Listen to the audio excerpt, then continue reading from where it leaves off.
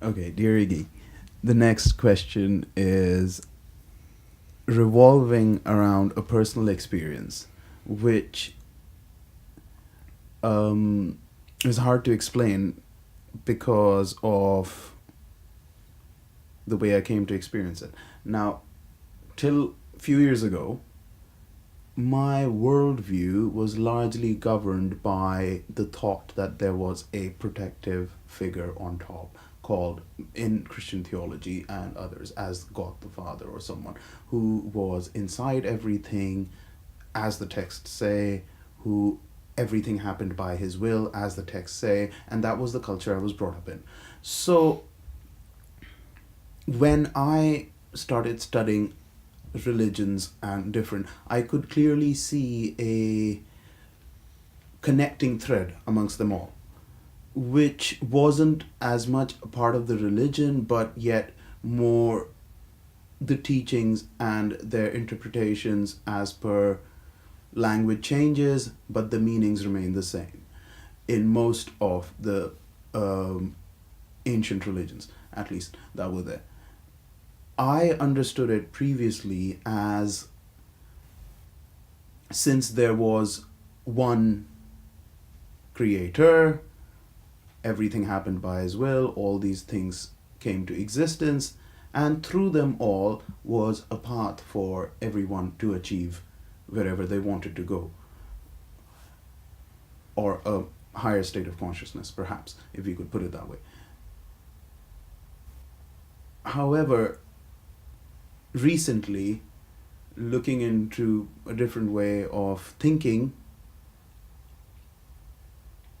when you take the God figure out, it makes life very confusing because A, before I was doing everything morally right or what I thought was correct based on the fact that there is a higher power, something on top governing you, expecting you to do the right thing. If I take that thing out, then there is nothing right and wrong. Death is an eventuality for me, and I'm not too concerned with the number of years that are there. So now in this world, moving forward, what becomes the basis of morality? And I struggle to understand these things. I'm not sure if the question is clear, but it is quite a bit, and I am trying to phrase it the best I could.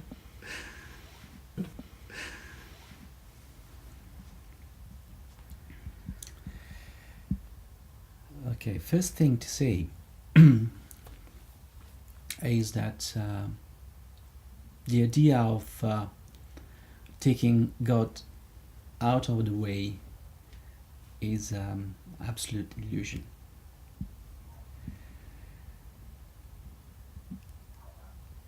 We cannot take away something that is deeply rooted inside us.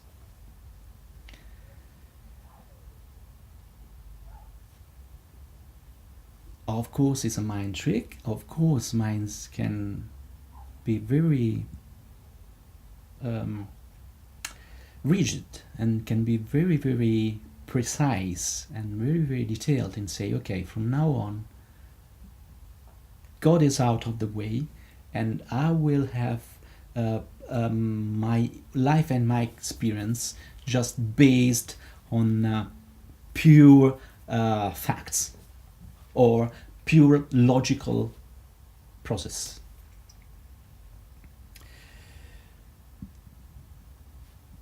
You can decide to live like that.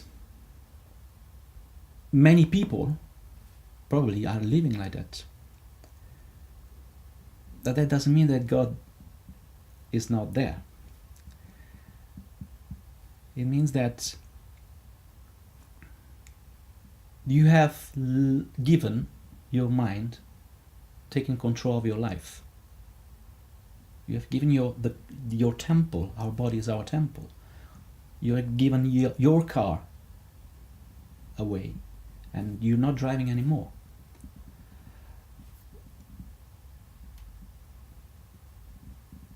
And once you have let the mind taking control of your life,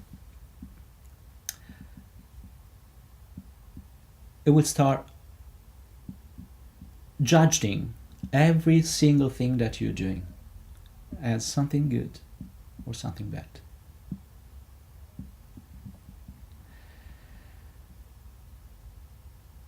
The basic concept of God, is the concept of someone who forgives all sins, that is above judgments.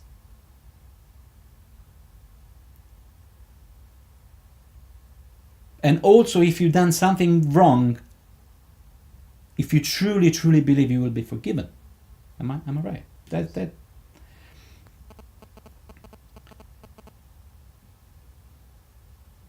Once you follow only the logic, and once you follow only the logical way of thinking, you will always deal with good, bad, good, bad, good, bad. And then morality,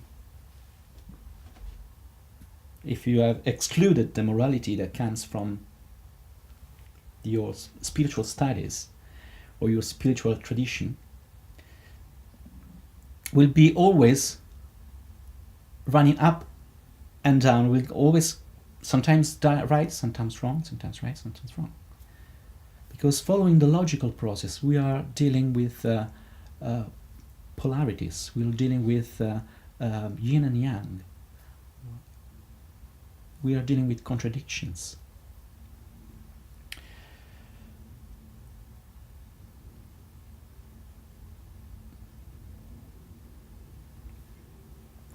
Our true essence knows every single second what is good and what is bad for you. Because if you are acting from your essence, if you're acting from your state of being, if you're acting from the space of nowhere, if you're acting from your consciousness, and if you are acting with your awareness will know exactly what is good and what is bad in that particular moment. It doesn't mean that if something was good in that moment, it will be good, the same thing will be good in other periods, another part of the life, of the next day, or even the next minute. What is good in that moment is good in that moment. What is bad in that moment is bad in that moment. And you will act consequently. But it is not something that you have decided to do it, to follow it. Because in that case, you can replicate at the same action, I will do the same reaction. When something is coming that way, that is good forever. And you create a structure and you start following the structures. And this is why our rooted beliefs are hard, very, very hard to be taken away. And I'm talking about beliefs.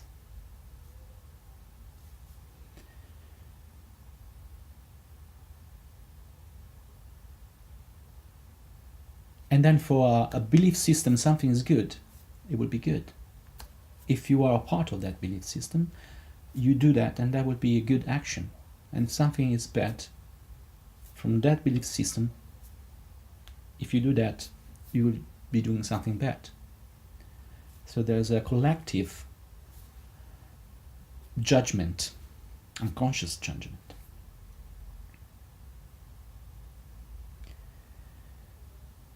Because the belief system has penetrated so deeply into our consciousness that unless we allow ourselves to meditate and to go deeply into what we have created and suppressed inside, we won't have a clear perception of what is really, really true for our nature. And when we know what is good and true for our nature, we won't react. It's not a reaction to what is happening. It's not a reaction. It's an action, and is an action that is particularly and only able in that single moment. It won't be replied again, because conditions are different.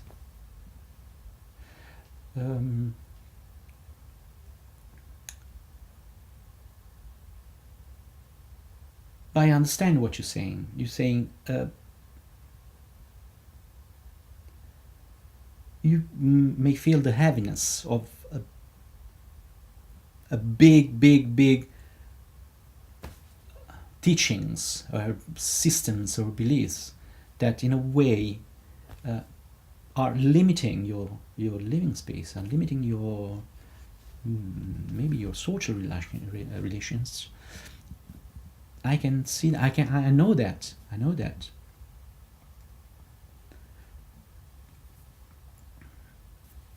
But the key is that teachings are absolutely nothing. Absolutely nothing.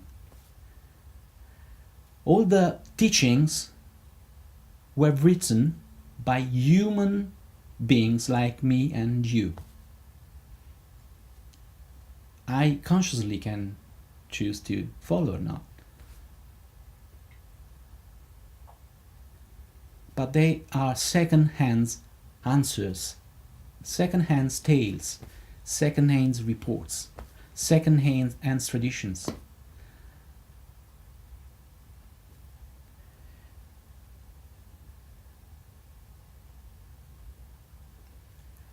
If we have a choice and we can choose, of course we can choose, because God is not separated from us. So if we can choose, I'm asking you why, instead of being a Christian, you don't be Christ. Instead of be a Buddhist, you don't try to be Buddha. Or instead of be an Hindu, try to be Mahavira, Krishna.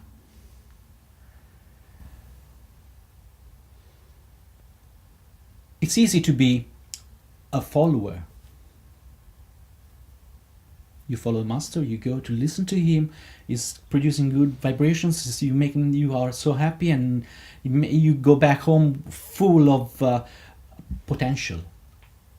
But that then potential, it's like a seed.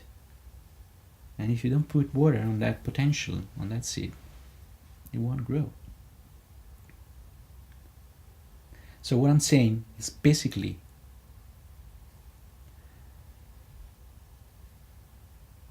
never rely on second-hand teachings. Experience for yourself. That is the only morality you can produce. That will be authentic. At least will be your authenticity. Will be your attitude.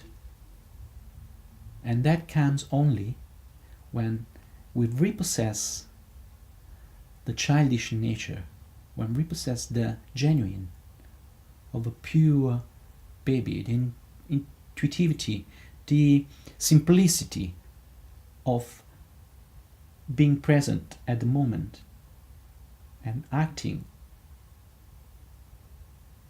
for whatever is coming in that moment only.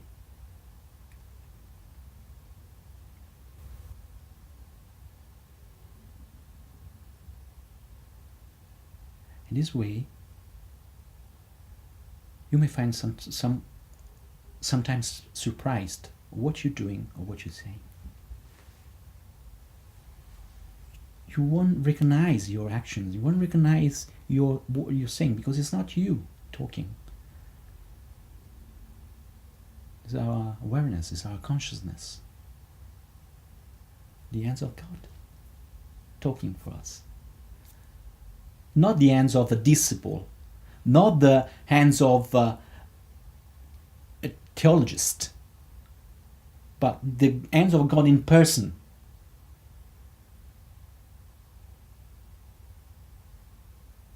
It's in us. It's in everyone. It's in everywhere.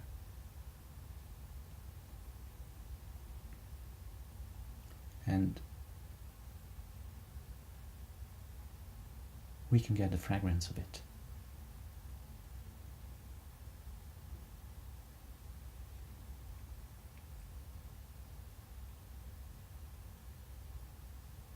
So before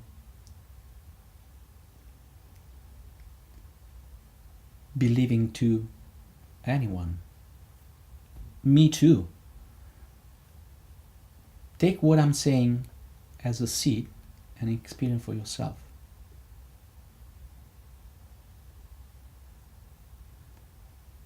And see. And blessing to you, Pranay. Thank you. Thank you very much.